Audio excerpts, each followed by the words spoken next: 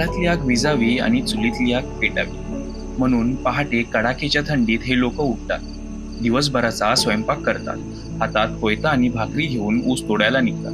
पण त्यांना हे सगळं का करावं लागतंय?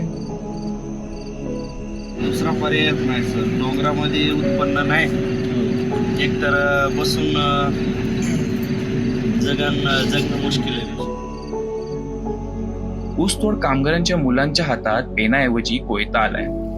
दप्तराऐवजी डोक्यावर ऊसाची मुळी. ना विमा कव्हरेज, ना फंड, ना पेन्शन. ऊसात आली शाळा पण साहेब. पोटासाठी स्वतःचं घरदार सोडून आलेल्या या कामगारांना पुरेशा मूलभूत सुविधा मिळत नसल्याचं दिसतंय. घर, शौचालय, पाणी, वीज, मुलांचं शिक्षण, आरोग्य सुविधा हे काहीच मिळत नसल्याचं ते सांगतात. आम्ही ऊस तोडायला लागलो, लेकरही ऊस तोडणार.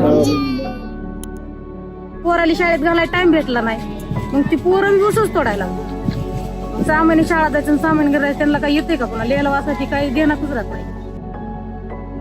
एकंदर ऊसाच्या फडातलं आयुष्य पाहता गावाकडे हाताला काम मिळावं एवढीच त्यांची अपेक्षा आहे. किती दिवस ऊसतोड कामगारांची मुले ऊसतोड कामगारच होणार? त्यांना शिक्षणाचा अधिकार नाहीये का? उसन्या सुखाच्या पायी काळी जहाती बडवलं. उसन्या सुखाच्या पायी काळी जहाती बडवलं. त्या 4 पैक्या पायी लेकांचं आयुष्य तुडवलं. त्या 4 पैक्या पायी लेकांचं आयुष्य तुडवलं.